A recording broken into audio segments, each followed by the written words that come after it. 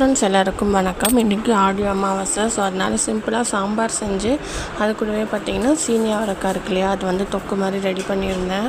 நான் வந்து இன்றைக்கி படையலில் எதுவுமே போடலை, சிம்பிளாக சமையல் செஞ்சு காக்காக்கு மட்டும் வச்சிடலான்னு சொல்லிட்டு தான் பிளான் பண்ணி செஞ்சிட்ருந்தேன். பசங்கள்லாம் ஸ்கூல் போயிட்டாங்க. ஸோ அவங்கெல்லாம் இருந்தால் கிராண்டாக மத்தியானம் ஏதாச்சும் நான் ஒரு 4 வகையில் சமைச்சு செய்யலாம். ஸோ சாம்பார் வச்சு இந்த தொக்கு மட்டும் ரெடி பண்ணிட்டேன்.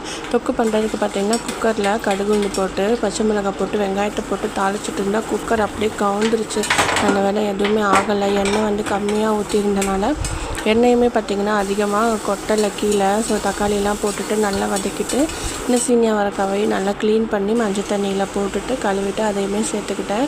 கொஞ்சமாக உப்பு போட்டுட்டு நல்லா வதக்கி விட்டுட்டு கூடவே பார்த்திங்கன்னா வீட்டில் அரைச்ச குழம்பு மிளகாத்தூள் 1 டேபிள் ஸ்பூன் போட்டுட்டு கொஞ்சமாக பூண்டு வந்து தட்டி போட்டிருந்தேன் இடையில. குக்கரில் வேக வச்சு எடுத்திங்கன்னா சூப்பரான தொக்கு ரெடி. வீடியோ பிடிச்சிருந்தா சேனல் சப்ஸ்கிரைப் பண்ணிக்கோங்க.